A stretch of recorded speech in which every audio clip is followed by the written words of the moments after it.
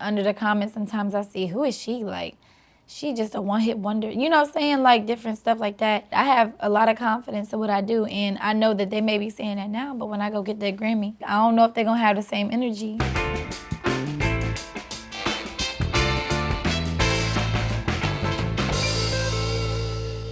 What's up, geniuses? Welcome back to For the Record. I'm your host, Rob Markman.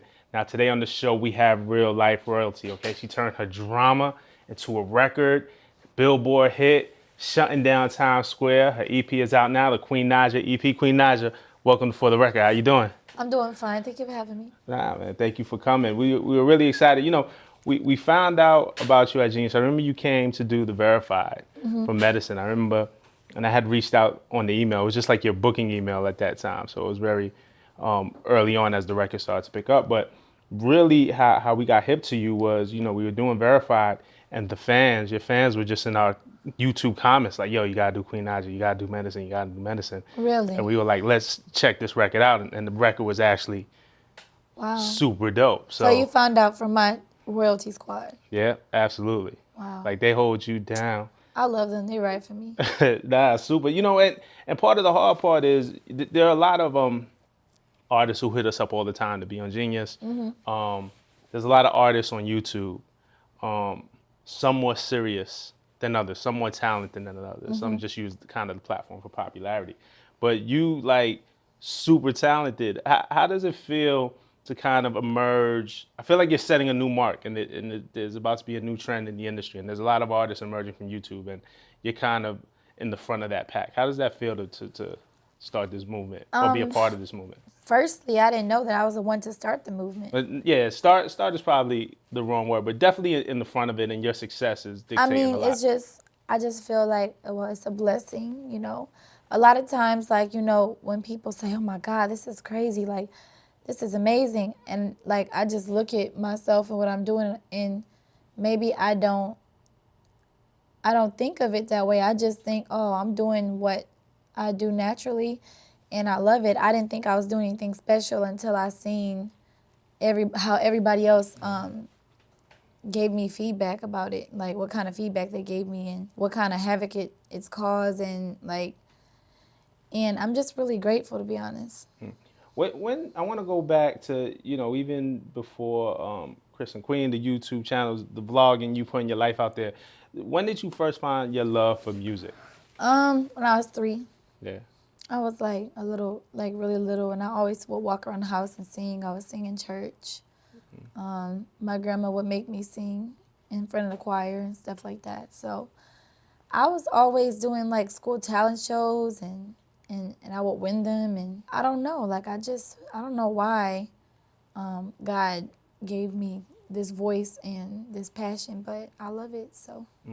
Who are some of the artists that inspired you coming up? Was it strictly church music, or was it secular as well? I listened to a lot of since I came up from church, I love gospel music, but it's like a certain gospel music I like. It's like more contemporary and more like, it's like more like worship, not like clap your hands. Right. It's like more like worship. But I also like I mean, I'm human, and so I do believe in like in love and all the heartbreaks and things like that. So I love like a soulful vibe, so I would listen to a lot of like old school, like R&B.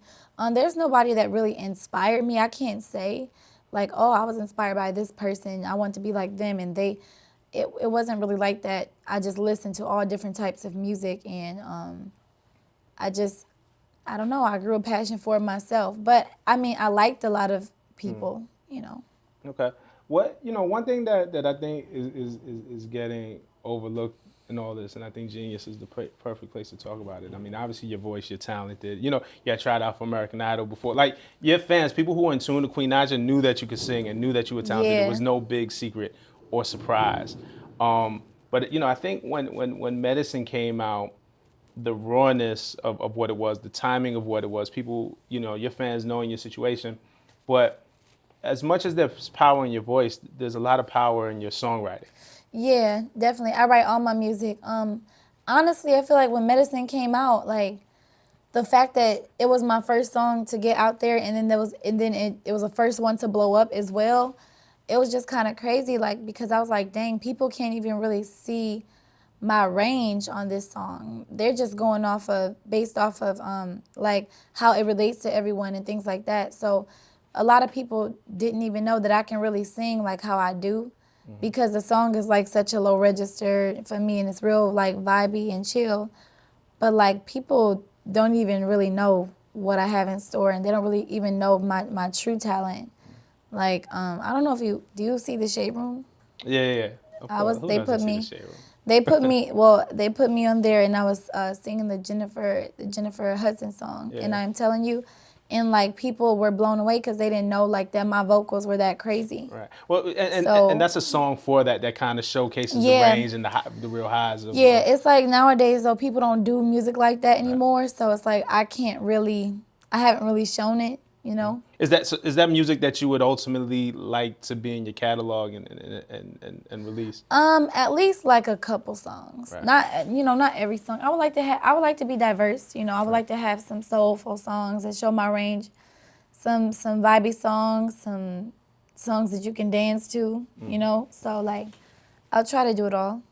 So you're just getting started Yeah. in a sense. But back to medicine, what was the process like for you for songwriting? As I understand the timeline, you had kind of moved out and got on your own in November, and you released the song New Year's Eve. So really like the month of December, you were working on it, putting together. Like it didn't come together. Yeah, I left the end of November. I left the house the end of November. The beginning of December, I started staying with my brothers Armand and Trey, and I remember just like being in the room and stuff, not really doing nothing because, at that point in time, I wasn't like taking music serious. I was just doing YouTube and really making sure I uploaded on my channel because that was my only stream of income. Right. You know, I wasn't going to go back to a 9 to 5.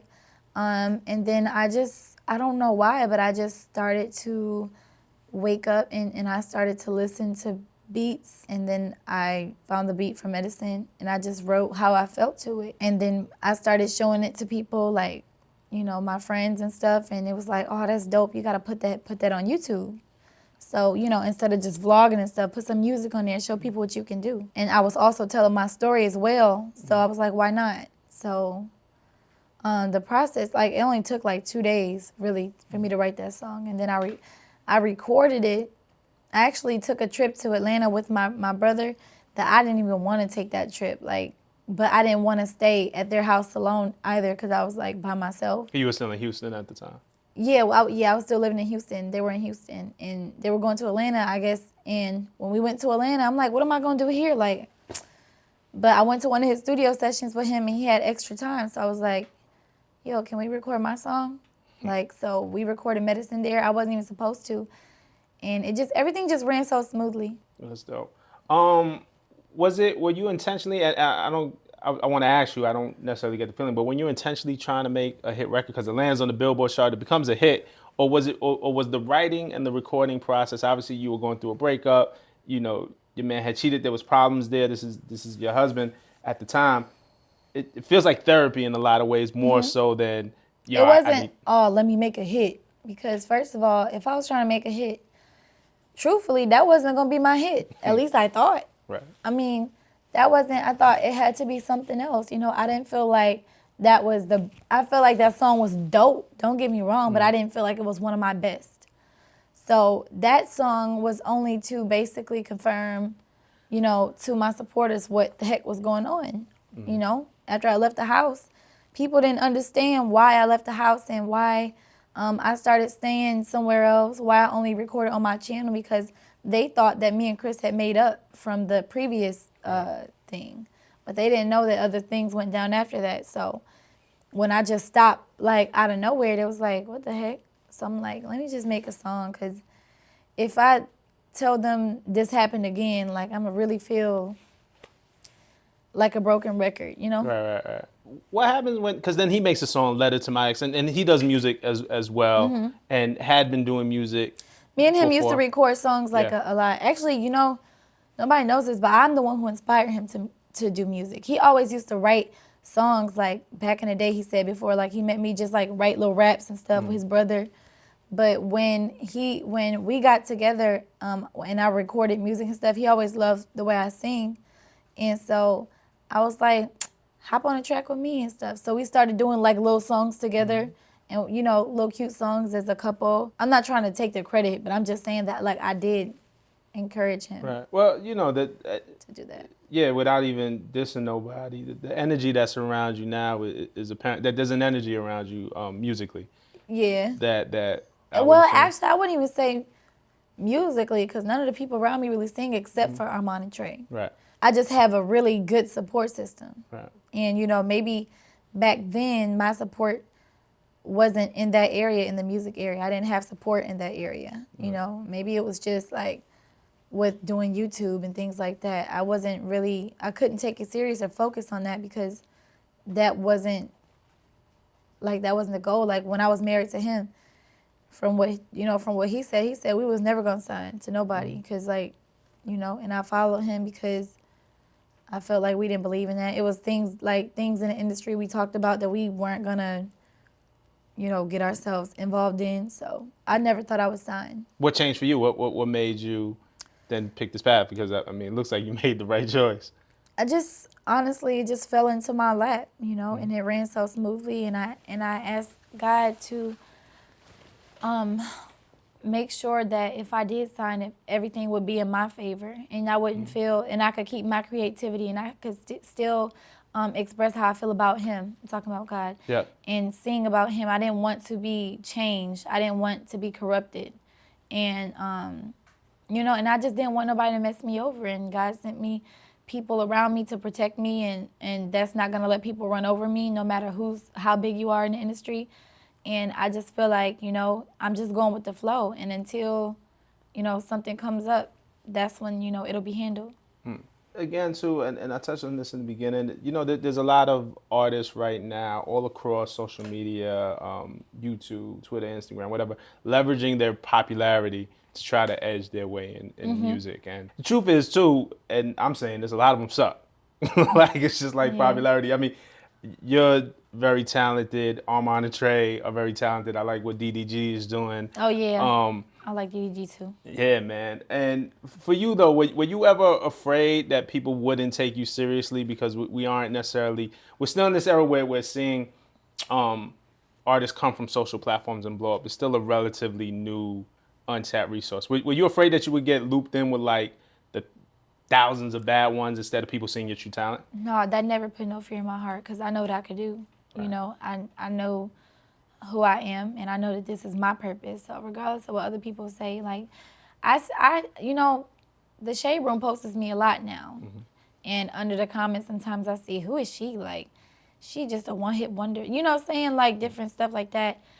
But none of that never really bothers me or put no kind of threat in me because I know, like I said, I have a lot of confidence in what I do, and I know that they may be saying that now, but when I go get that Grammy, you know what I'm saying?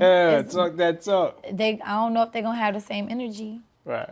So Who are some of are there any other artists that you enjoy that you're fans of that the people not paying attention might not be hip to? I know we mentioned Armand and Trey. We mentioned DDG. Are you talking about like people that's not out there already? Yeah, like I don't really know too many other people, that do that. I know someone I used to do YouTube with, her name is Ari. She started doing music and stuff, so I'm really happy for her, and I hope that she, keep going up in success with that. But other than that, I have other celebrities I like. I like that are kind of like low key. They're not out there, but they're like out there. Like who? Like, Kehlani, she real like low key. Yeah. SZA, her, Ella Mai, she's coming up, but she popping. Like, not to say the other one's not, but like she just dropped it. She's on the rise too. I like what they doing because like they bring in a new soulful R&B, which we hadn't had in a while. Yeah, like and that's what I wanted, and I feel like it's like a whole new set of female artists, and I feel like every female artist should like empower each other because there's a lot of men, in this industry and rapping, and now singers like try to turn everything into a trap song instead, and like we want some real soulful R&B that you can feel in your soul. So I agree with you. I you agree with know, you. I always have this theory that I think nowadays rappers are using more melody in their raps, and singers are using more rap cadences when they sing, and I everything don't gets know. It's pushed like to the middle. yeah, it's like switching Yeah. almost, but it's like not even. It's not either one. It's not real Right. rap or not real R&B. It's Right. just kind of like together. It's not to say it's bad, Right. but it's just like what happened to the real stuff. But it's dope that women are leading the charge. I think all Yeah, the women that you mentioned, SZA, Kehlani, I love them. Ella Mai, amazing.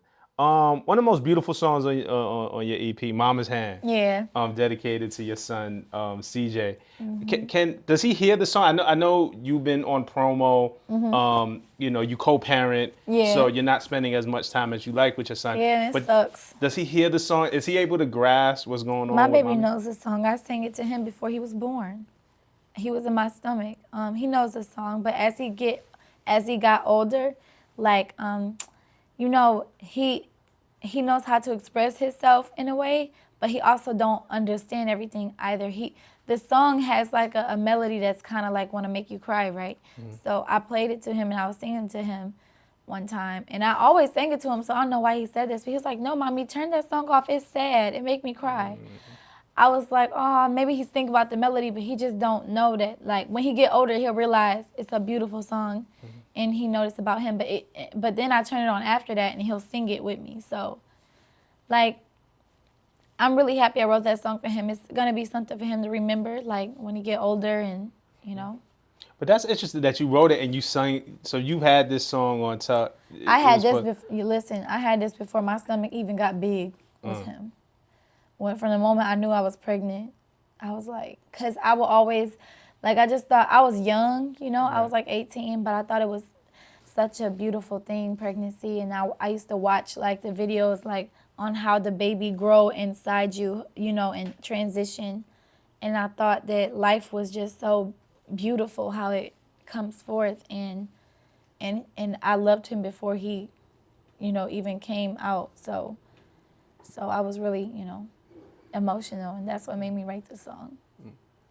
Bad boy. You still want you a bad boy after everything you done been through. You still want the bad boy. Well, okay, so here's the thing, like, it's different kind of bad boys, right?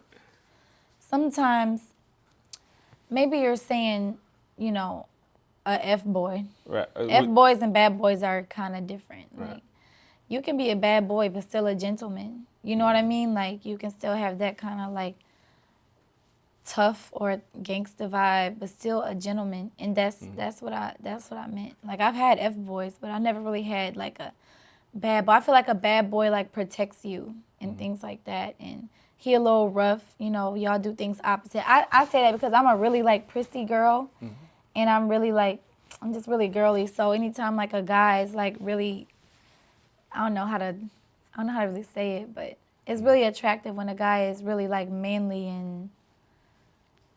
I don't know. That's what I mean by bad boy. Okay, so I'm gonna throw some of these lyrics at you.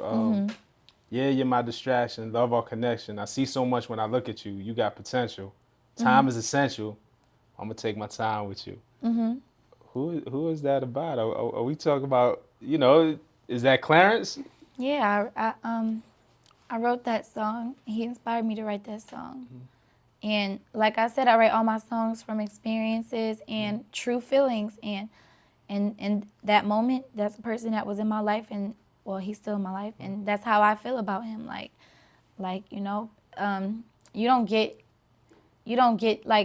don't meet a person like all put together all the time. Right. They may be a great person, but they may need like work in different areas and things like that. They may need your help. They may need you to teach them some things. You may need them to teach you some things, but like. And time is really like important and stuff. And time don't wait on you, but I'm willing to take my time with somebody who I feel like is worth it. And relationships are like investments. Yeah, you're not gonna, and that's what people don't understand. Like you're not gonna meet somebody and, oh, this is okay, they perfect. Right. Like I mean, at least maybe they might have 80% of what you need. Right. And y'all work on the But rest. yeah, but you can work on the rest. Now, if they like just all around messed up, need to get their life together, then okay, yeah. They need to have something on their plate first, you know. And congratulations, we saw the royal family made an announcement Yeah. that you guys have moved in together and have a place in ATL. Yeah, yep. I'm really excited. All right. Now I can't wait to see the episode, the vlog with the Oh, house yeah. tour. Come Yeah. on, man. We definitely waiting and we watching. I want to ask you about Times Square real quick because it was all over the news. You know, you went to Times Square and just your fans shut it down. This is something that historically we've seen from the Lady Gagas of the world, the Justin Biebers, the Yeah. Nicki Minaj's, and Queen Naija adds her name to the list of artists that shut down Times Square. It's just really, I mean, as I was saying, sometimes I don't know who, like, sometimes I really have to stand back and think about, like, who am I? Like, am I really this, like, do people really, I mean, I've had meet and greets, you know what I'm saying? And a lot of people showed up and it was a great turnout, you know, but to be like, oh my God, that was crazy. Like, I didn't expect that, you know? But it just shows, like, what kind of influence that I have on people. And that shows me that I have to do the right thing and show them the right thing, you know? And just be positive. I didn't expect that. I was getting claustrophobic and stuff like that. That's scary. I had to get lifted up because, you know, I got a bad knee. So, you know, the people in front of us, as they was getting pushed back, like, people was, like, falling on top of each other. A girl was, like, on her face, and people fell on top of her. And then my Clarence's brother, he like, plays, like, the security guard role because he's so, like, protective. And If he's anything like Clarence, yeah. yeah, and, like, he had to lift me up on his shoulder and things like that. And he fell on top of the crowd in front of us, and I was still on his shoulders. It was just really, I mean, it was nuts. Like, I don't know how we would have got out of that if the police wasn't standing right there. And really, the police, truthfully, wasn't really doing too much at first. Like, we had to, like, yell for the police because they wasn't even doing nothing. But it was getting crazy. They probably would have. I love Royalty Squad, but man. Well, things are changing. The energy is changing, so you just have to maybe move a little bit differently. You might Oh, not be able to do the definitely. things I mean, that you used to. I didn't think it was gonna be nuts like that. Like, they chased us. They chased the car down the street. First of all, getting into the car on the street, it wasn't even our car. Like, it wasn't our. You just got into a stranger's random. car? It was no, like, okay. So we had a black SUV. We always have, like, a black SUV, and so we thought that was ours, but they was like, no, this is not the one. They was like, so what? Just get in, because we had escaped. We got in. There was a whole nother rider in the car. It was a Jamaican man as a driver. He was like, man, these people are crazy. Like, he was mad because they was like, the fans was beating on the windows. Wow. Like, oh my God, they was crying. And I looked out the window, and it was like little, like, girls like this small, like, in front. And I'm like, move them out the way. Like, I was just scared, man. A lot of people could have got hurt. But, I mean. Thankfully, everybody's okay. Thankfully, everyone's okay and nobody got hurt. That's dope. Well, it feels like a new chapter for you, and I feel like you've documented, you know, kind of each step of your adult life, and this is just a new chapter that we get to watch and now actually listen to, which is dope. You know, I want to end it. The show is called For the Record, right? And I always give our guests a platform to clear up or say or let the people know whatever they want to know. So I'm gonna ask Queen Naija. I'm gonna ask you to just finish this sentence. For the record. For the record, I'm not a one-hit wonder. Like that. It's 2-hit. Karma, man. You're a Karma. Karma's next. Yeah, I love Karma, but I don't think that's gonna be my next one. Is it on the album? Is it on the EP? I feel like Butterflies is that one. I just love me some Butterflies. I feel like that should be my next single. Like, not single, but my next, hit. Anything that goes on the radio. I feel like I don't know for sure if that's gonna happen, but that's what I feel. And from the streams, Butterflies is. Well, you know what happens is a lot of hits get picked by the people and the fans and the royalty squad. They love Butterflies. If they're going to get behind that, the rest of the world is just going to have to fall in line and have no choice. Yeah. That's dope. All right, Queen Naija, I appreciate you. I mean, we've done a lot here at Genius. I feel kind of grateful that we get to grow with you from doing the first Verified on medicine. There's one on Karma coming out. We have this For the Record interview. I hope you find Genius as a home for you. and continue to come back, and we'll continue to do more stuff. Thank you for having me.